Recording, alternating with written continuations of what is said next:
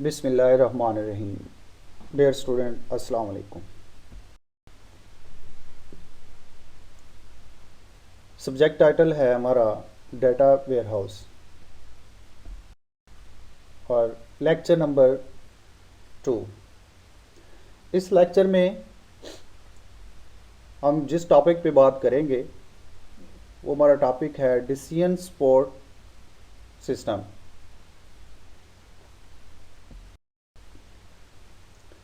इससे पहले अगले लेक्चर को कंटिन्यू करें, हम लास्ट लेक्चर को थोड़ा सा रिव्यू करेंगे। लास्ट लेक्चर में हमने डिस्कस किया डाटा वेयरहाउस को। तो व्हाट इज़ डाटा वेयरहाउस?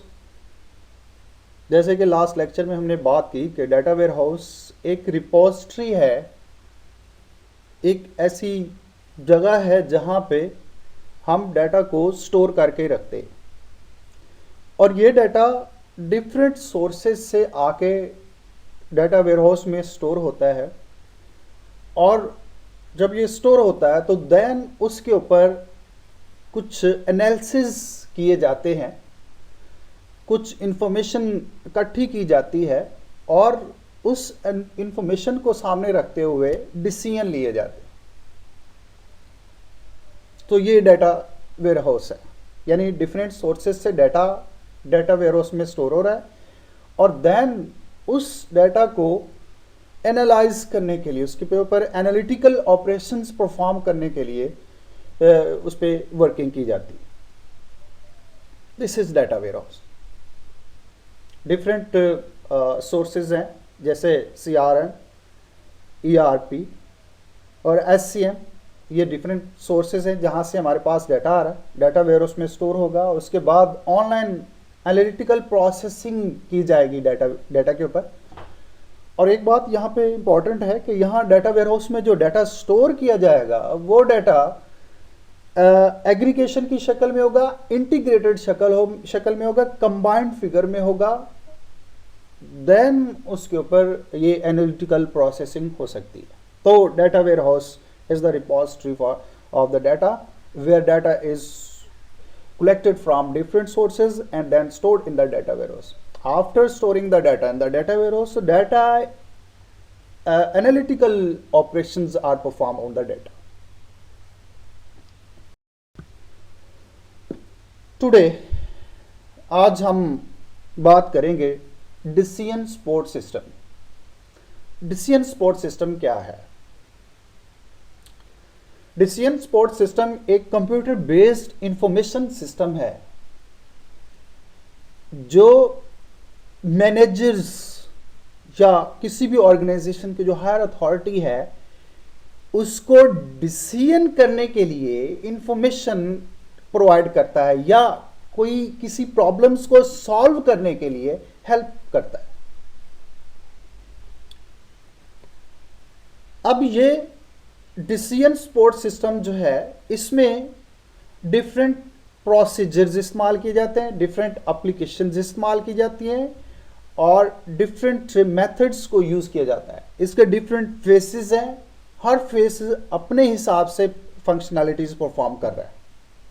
तो हम ये कह सकते हैं कि जो डिसीजन सपोर्ट सिस्टम है ये कंप्यूटर बेस्ड इंफॉर्मेशन सिस्टम है जो डिफरेंट प्रॉब्लम्स को सॉल्व करने के लिए मैनेजर्स की मदद करता है। जब डिफरेंट प्रॉब्लम्स को सॉल्व करने के लिए डिफरेंट सॉल्यूशंस सामने आती हैं तो इससे फायदा ये होता है कि कोई भी ऑर्गेनाइजेशन जो है उसका market share, cost reduction, profitability increment और क्वालिटी में इन्हेंसमेंट आती है। मीन मार्केट में बेहतरी, क्वालिटी में बेहतरी, इन तमाम चीज़ों में इस डिसीजन सपोर्ट सिस्टम के ज़रिए से बेहतरी लाई जाती है और ये किसी भी ऑर्गेनाइजेशन के लिए फ़ायदेमंद है।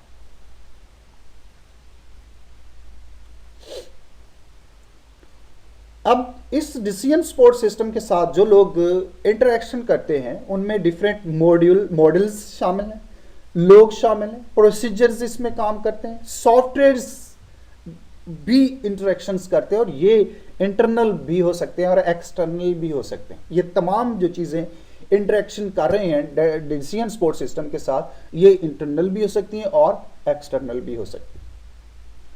तो डिसीजन सपोर्ट सिस्टम एक ऐसा कंप्यूटर बेस्ड इंफॉर्मेशन सिस्टम है जो किसी भी प्रॉब्लम के लिए सॉल्यूशंस प्रोवाइड करता है।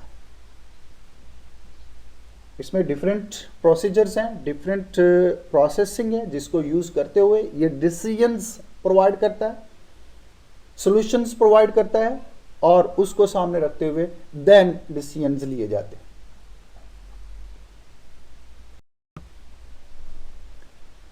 Concepts and meanings of the DSS. Decision Support System is an interactive, flexible, and adaptable computer-based information system that utilize decision rules, models, and model base coupled with a comprehensive database and the decision makers on insights. अब यहाँ again वही बात है कि ये एक computer based information system है जो डिसीजन रूल्स, मॉडल्स और डेटाबेसेस को यूज करता है, और जिन लोगों ने डिसीजंस लेने हैं उनकी अपनी यहां हम देखेंगे components of the decision support system. अभी हमने इसके कंसेप्ट्स पे बात की, किस लिए इस्तेमाल किया जाता है, कौन क्या चीज़ इसमें शामिल है, या हम इसमें कंपोनेंट्स पे बात करेंगे कि इसमें कौन से कंपोनेंट्स हैं। अगर हम डिसीजन सपोर्ट सिस्टम को देखें तो इसमें मेन कंपोनेंट्स जो है इसके डाटा मैनेजमेंट है, डाटा मॉडल मैनेजमेंट है, एक्सटर्नल मॉडल है, नॉलेज बेस सब सिस्टम है, यूजर इंटरफेस। ये चीज़ें इस डिसीजन सपोर्ट सिस्टम के अंदर शामिल है। बाकी जो चीज़ें ये इसके साथ इंटरेक्शन करने के लिए, तो decision support system in components पे मुश्तमिल है। इसके साथ जो एक्सटर्नली जो चीज़ें इंटरेक्शन कर रही हैं, हम उन पर बात कर लेते हैं। सबसे पहले हमारे पास इंटरनेट, एक्सटरनेट और एक्स्ट्रानेट है। इसके बाद अदर कंप्यूटर्स बेस सिस्टम्स हो सकते हैं, कोई दूसरी एप्लीकेशन हो सकती है, किसी दूसरी कंप्यूटर पे एप्लीकेशंस रन हो रही हैं, वो इसके साथ इंटरेक्शन कर सकते हैं। इस तरह एक्सटर्नल या इंटरनल डाटाबेसेस भी इसके साथ इंटरेक्शन कर सकती हैं। आपके डाटा वेयरहाउस स्टोर पड़ी है, आपके कंप्यूटर्स पे, आपके सर्वर पे पड़ी है, वो इसके साथ इंटरेक्शन कर सकते हैं, या आप किसी रिमोट सर्वर के साथ, किसी दूसरे कंप्यूटर के साथ इंटरेक्शन करते हैं, वो भी इसके साथ इंटरेक्शन कर सकती है। तो इसमें आपके ये data external and internal databases शामिल है। इसके अलावा ऑर्गेनाइजेशनल बेस नॉलेज बेस्ड है। जैसे अभी हमने बात की पिछली स्लाइड के और डिसीजन मेकर्स जो होते हैं उनकी इनसाइट्स, उनकी अपनी बसीरत भी इसमें काम करती है, उनके अपनी नॉलेज एरिया उसमें काम करता है। तो ये यहाँ पे जो चीज़ है ऑर्गेनाइजेशनल नॉलेज बेस्ड है, ये इस चीज़ को वाजे करता है, इसी चीज़ की तरफ इशारा है कि जो डिसीजन मेकर्स की अपनी बसीरत, अपना नॉलेज है, अपनी सोच है, एक्सपीरियंसेस है, वो भी इसके अंदर शामिल किए जाते हैं। तो ये सारी चीज़ें जो है इस डाटाबेस डिसीजन सपोर्ट सिस्टम के इस सिस्टम के अंदर शामिल हैं और ये इसके साथ इंटरेक्शन कर रहे हैं। यहां इस स्लाइड पे हम इन डिसीजन सपोर्ट सिस्टम के कंपोनेंट्स पे बात करेंगे, हर एक पे बात करेंगे, उनकी क्या एप्लीकेशंस हैं, वो क्या काम करते हैं, इस पे हम जरा नजर दौड़ा। सबसे पहले हमारे पास data management system. The database management system includes a database. अब यहां इसमें डाटाबेसेस है which contains relevant data for the situation, जिसमें आपका वो डाटा होगा जो आपकी प्रॉब्लम से रिलेटेड है, जिसके लिए आप डिसीजन को जनरेट करना चाहते हैं, जिसके लिए आप सोल्यूशन को देखना चाहते हैं, उस प्रॉब्लम से रिलेटेड डाटा इन डाटाबेसेस में होगा। And is managed by the software called the database management system. और ये डाटा यहाँ पे इन डेटाबेसेस के अंदर डेटाबेस मैनेजमेंट सिस्टम के जरिए से आके स्टोर होगा। यानी इसमें वो डाटा होगा जिससे रिलेटेड आपको डिसीजन करना है, जिससे रिलेटेड आपको सॉल्यूशन लेना है, वो डाटा जो है वो आपका यहाँ पे स्टोर होगा। और ये डाटा आपका डेटाबेस मैनेजमेंट सिस्टम की तरफ से जनरेट होके यहाँ पे स्टोर होगा। द डेटाबेस मैनेजमेंट सब system can be interconnected with the corporate data warehouse. अब ये डाटा जो है ये आपका इंटरकनेक्ट होगा किसके साथ? डाटा वेयरहाउस के साथ। यानी ये डाटा जो यहां इस डेटाबेस सिस्टम में पड़ा हुआ है, ये डाटा आपका इंटरेक्टिव होगा डाटा वेयरहाउस के साथ। यानी डाटा वेयरहाउस से डाटा यहां पे आएगा भी और इस तरफ डाटा ट्रेवल भी करेगा। यानी इस डेटाबेस से डाटा डाटा वेयरहाउस की तरफ ट्रेवल भी करता रहेगा। ये इंटरेक्टिव है। यानी यहां पे इस कंपोनेंट के अंदर जो डाटा पड़ा हुआ है वो इंटरेक्टिव है आपके डाटा वेयरहाउस के साथ। A repository for the corporate relevant decision making data. अब ये यहां पे जो डाटा आएगा, ये एक अहम बात है कि यहां पे डाटा आपका डिसीजन मेकिंग डाटा ही होगा। यानी वो डाटा है जिसपे डिसाइड होना है, जिसपे प्रॉब्लम को हल करने के लिए सॉल्यूशन निकालना है, वो डाटा यहां पे इस कंपोनेंट के अंदर होगा। इररिलेवेंट कोई भी डाटा आपका यहां पे नहीं आएगा। आपका कोई ऐसा डाटा नहीं आएगा जो आपके प्रॉब्लम के साथ या जो सॉल्यूशन से रिलेट नहीं है। आपका वो ऐसा डाटा नहीं आएगा जिस पे कोई डिसीजन ही नहीं होना, ऐसा डाटा यहां पे नहीं आएगा। Number 2, model management system. The model management system gives decision maker access to the variety of model and assist them in decision making.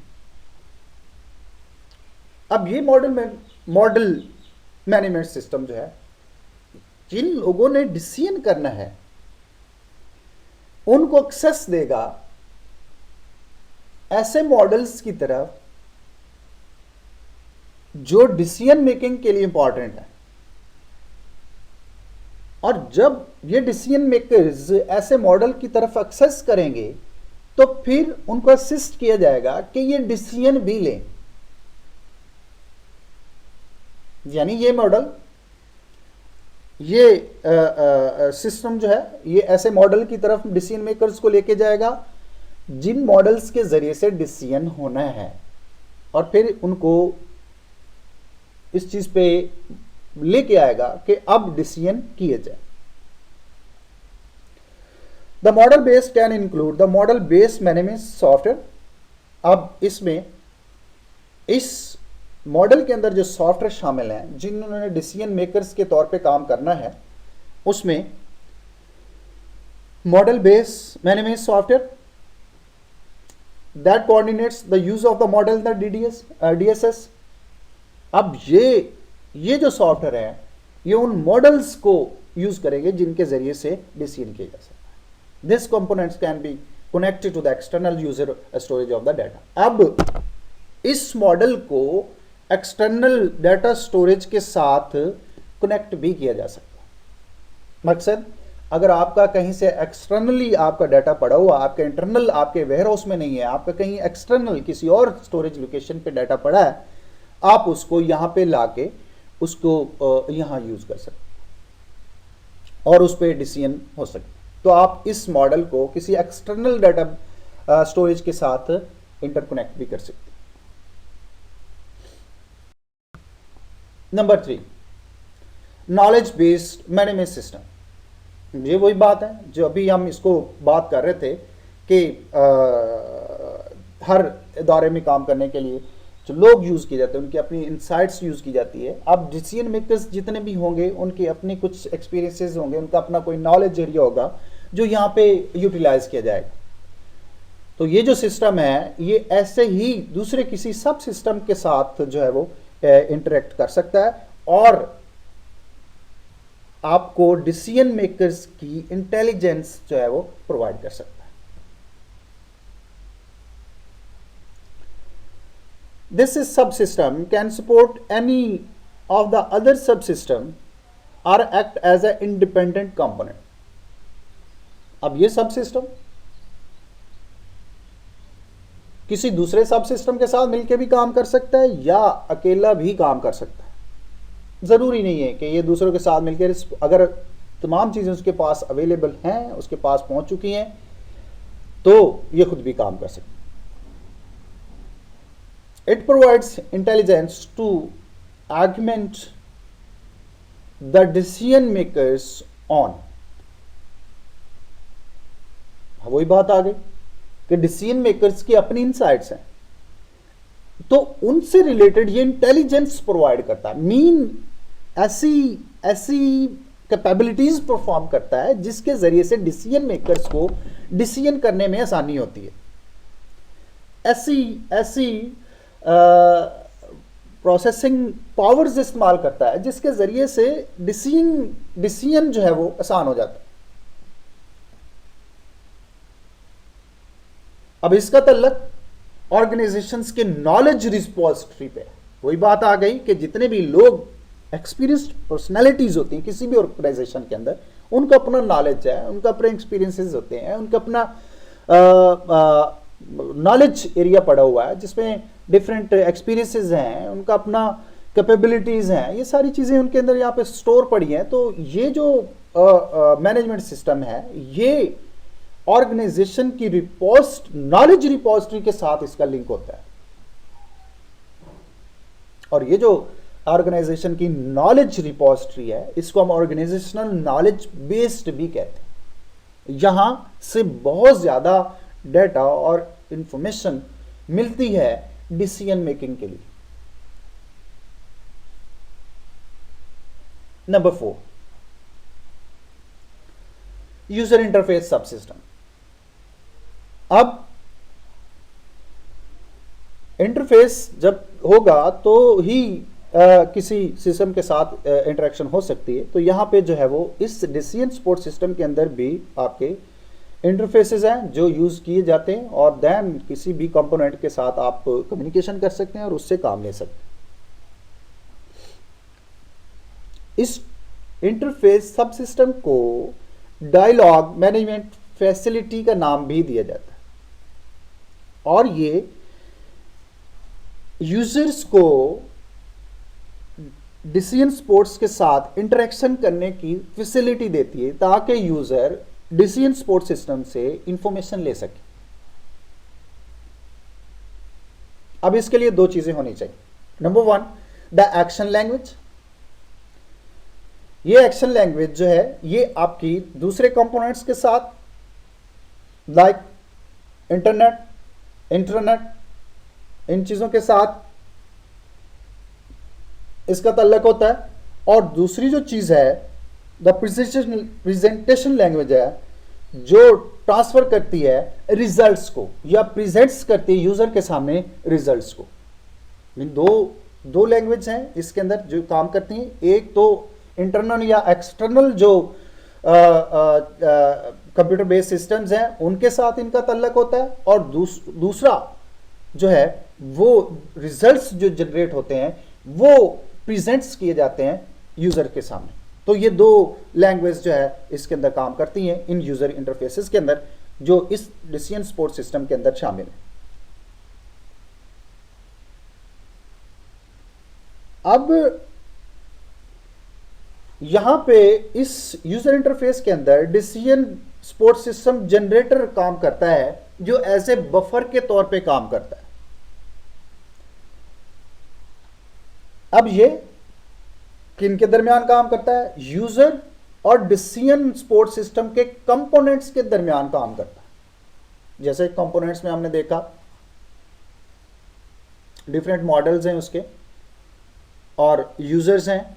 तो कंपोनेंट्स और यूजर्स के दरमियान ये एज ए बफर काम कर रहा है, यानी कोई भी डाटा जब आएगा यूजर की तरफ से तो इस डिसीजन सपोर्ट सिस्टम के जनरेटर में, जनरेटर से देन आगे ट्रांसफर किया जाएगा उसके मॉडल, डिफरेंट मॉडल्स के पास, उसके सब कंपोनेंट्स के पास, और सब कंपोनेंट्स से डाटा जिस जनरेटर के पास आएगा और देन ट्रांसफर किया जाएगा यूजर की तरफ से। तो ये जो डिसीजन सपोर्ट जनरेटर है ये काम करेगा एज ए बफर के तौर पे काम। ये next characteristics of the database decision support system. Characteristics of the decision support system, क्या करेक्टरिस्टिक्स हैं, कौन से इसके किरदार हैं, ये हम देखते हैं। Number 1, handle large amount of data like database search.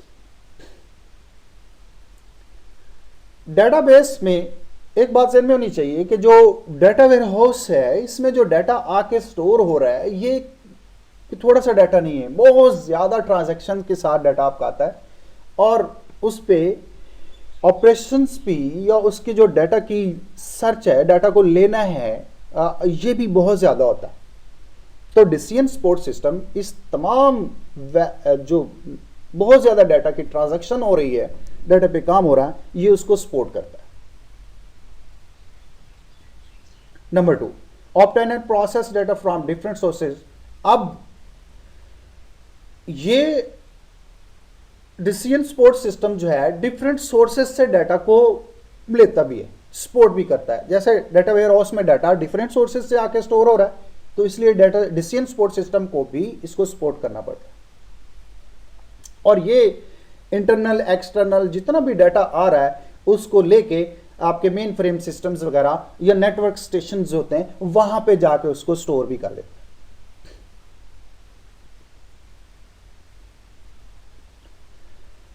Number 3, provide reports and presentation flexibility to suit the decision maker's need. अब डिसीजन सपोर्ट सिस्टम रिपोर्ट्स और प्रेजेंटेशंस को भी डिसीजन मेकर्स के सामने लेके आता, डिसीजन मेकर्स के लिए अवेलेबल करता है।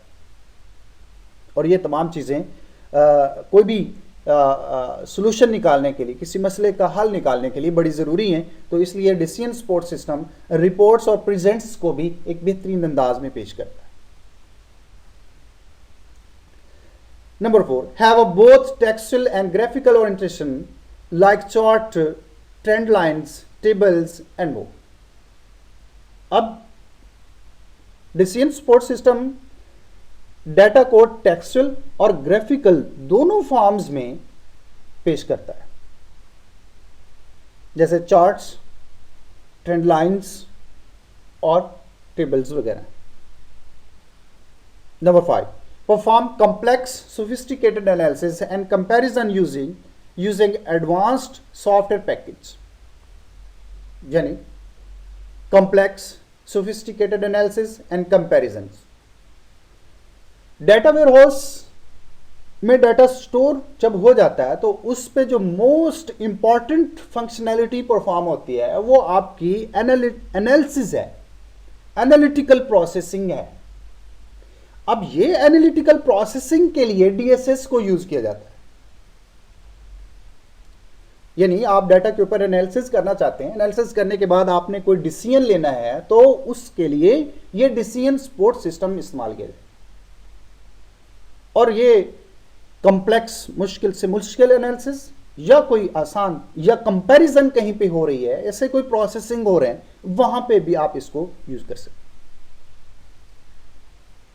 Number 6, support optimisation, satisfying and heuristic approach giving the decision makers a great deal of the flexibility in solving simple and complex problem.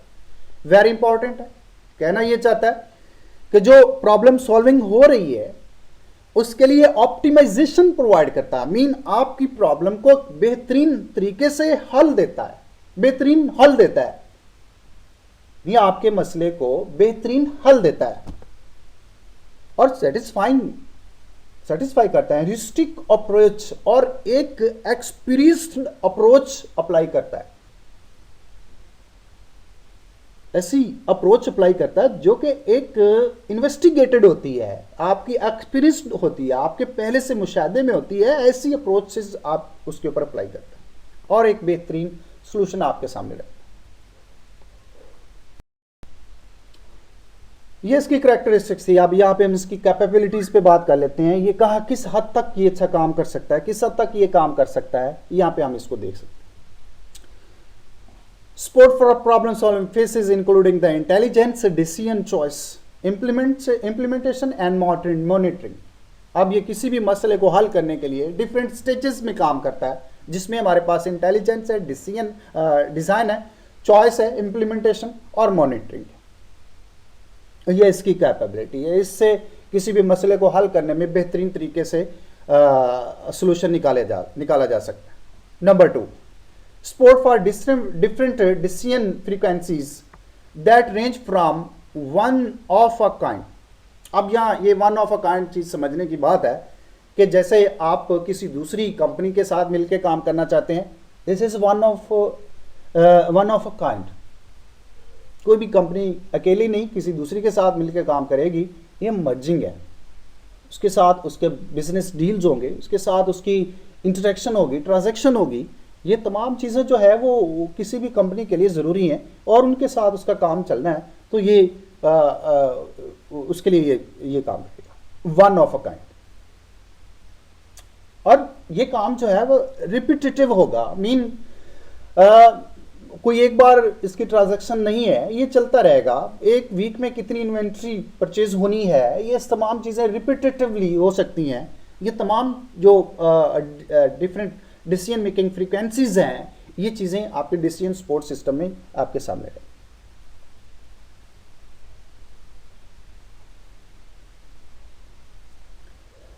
Number 4, repetitive decisions are handled by institutional DSS. Institutional DSS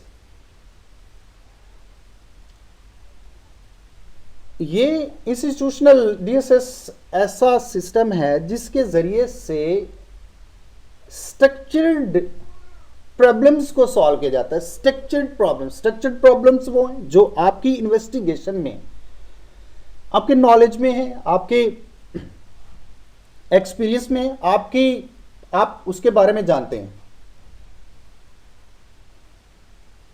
ऐसे problems को solve करने के लिए आप institutional DSS को use करते हैं। तो रिपीटेटिव डिसीजंस होते हैं जो आपके बार बार आपको डिसीजन लेने पड़ रहे हैं, वो आप वहां पे इस इंस्टीट्यूशनल डीएसएस को यूज करेंगे। Number 5, support for different problems structured ranging from the high structured and programmed to unstructured and non programmed.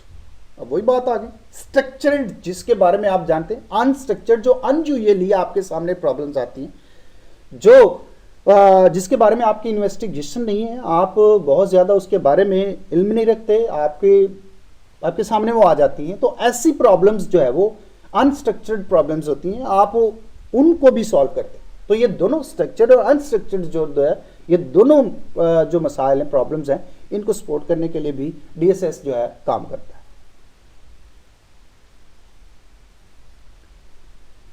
Number 6, support for various decision making levels include operational level decisions, tactical levels decisions and strategic decisions। Her level operational है, tactical है और strategic है। ये तमाम levels पे decision support system काम करेगा। तो ये इसकी कैपेबिलिटीज। या हम बात कर लेते हैं इस पे, इसकी स्टेजेस पे, ये प्रॉब्लम्स को सॉल्व कैसे करता है और किस तरीके से डिसीजन का काम किया जाता है। यहाँ हमारे सामने एक फिगर है, हम इस पे जरा गौर से देखते हैं। डिफरेंट फेसेस हैं, डिफरेंट स्टेजेस हैं। सबसे पहले इंटेलिजेंस है, डिजाइन है, उसके बाद चॉइस है, इम्प्लीमेंटेशन है और मॉनिटरिंग। हर स्टेज अपने तरीके से काम कर रही है। नेक्स्ट स्लाइड के ऊपर हमारे पास इसकी डिटेल है, यहाँ पे हम बात कर लेते हैं। The decision making process starts with the intelligence phase। अब पहला जो फेज है वो हमारे सामने इंटेलिजेंस फेज है। अब यहां प्रॉब्लम्स को आइडेंटिफाई किया जाता है या अपॉर्चुनिटीज को देखा जाता है। यानी हमारे सामने मसाइल क्या है, या हम किस एरिया में काम करना है, हमने कहां पे हमने वर्कआउट करना है, इन चीजों को आइडेंटिफाई किया जाता है। ये intelligence.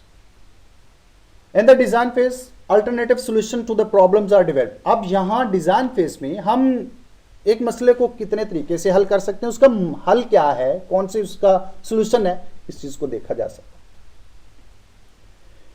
Next phase the choice phase, a course of action is selected. अब यहां हम इस मसले को हल करने के लिए हमने कौन सा एक्शन परफॉर्म करना है उसको डिसाइड किया जाता है। And in the implementation stage action is taken to put to the solution in the effect. और इम्प्लीमेंटेशन में हमने जो एक्शन पीछे डिसाइड किया है उसको अप्लाई किया जाता है ताकि हम सोल्यूशन को निकाल सकें। In the monitoring stage, the implementation of the solution is evaluated to determine if the anticipated results were achieved and modify the process. अब मॉनिटरिंग में इस चीज को देखा जाता है कि हम जो एंटिसिपेटेड, जो हम मतलूबा रिजल्ट्स देखना चाहते थे, लेना चाहते थे, हासिल करना चाहते थे, क्या वो हमें मिले हैं, क्या हम वो हासिल कर चुके हैं, या वो रिजल्ट्स ही हमारे सामने हैं, या कहीं पे कोई शॉर्टफॉल है, या कहीं पे कोई डेफिशिएंसी है। इस चीज़ को मॉनिटर किया जाता है। अगर तो हमारा सेम रिजल्ट है तो हमें देन फॉरवर्ड, नहीं तो फिर हम उसको मॉडिफाई प्रोसेस की तरफ लेके जाएंगे। तो यहाँ पे इस चीज़ को इंश्योर किया जाता है। तो ये स्टेजेस हैं जिन स्टेजेस के जरिए से ये डिसीजन सपोर्ट सिस्टम किसी भी मसले को हल करने के लिए सॉल्यूशंस की तरफ चलता है। DSS and data warehouse. अभी जितनी भी हमने बात की, हमने डिसीजन सपोर्ट सिस्टम पे बात की। अब इस डिसीजन सपोर्ट सिस्टम का डेटा वेयरहाउस के साथ क्या ताल्लुक है? हमने डेटा वेयरहाउस की डेफिनेशन में इस चीज को देखा है कि डेटा वेयरहाउस एक कंप्यूटर बेस्ड सिस्टम है जिसके जरिए से डिसीजंस किए जाते हैं, एनालिटिकल प्रोसेसिंग की जाती है, एनालिसिस किए जाते हैं। तो ये एनालिसिस जो है ये किस बेस पे किए जाते हैं, इसके लिए कौन सा सिस्टम यूज किया जाता है, ये हमारे सामने डिसीजन सपोर्ट सिस्टम है जो डेटा वेयरहाउस के अंदर एनालिटिकल प्रोसेसिंग में आपके डिसीजंस करने के लिए इस्तेमाल किया जाता है। यहां हम इसकी थोड़ी सी डेफिनेशन करके देखते हैं। A data warehouse is a collection of data. ये डेटा वेयरहाउस डेटा का इकट्ठ है जो डिफरेंट सोर्सेज से आ रहा है, that are useful for making decision.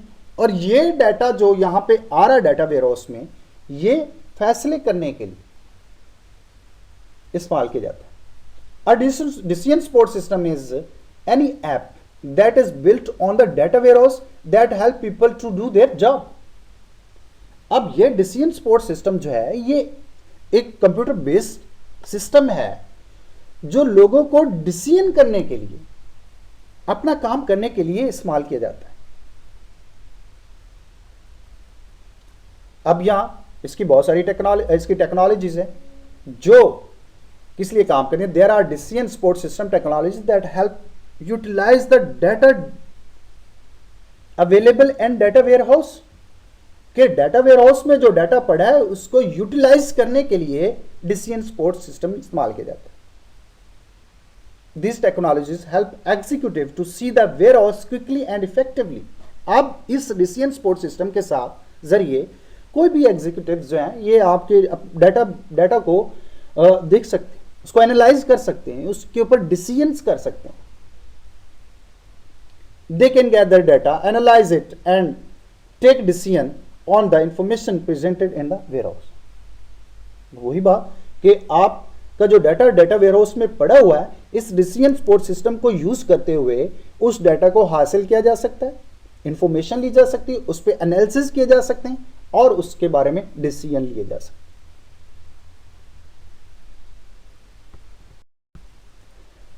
That's all dear student.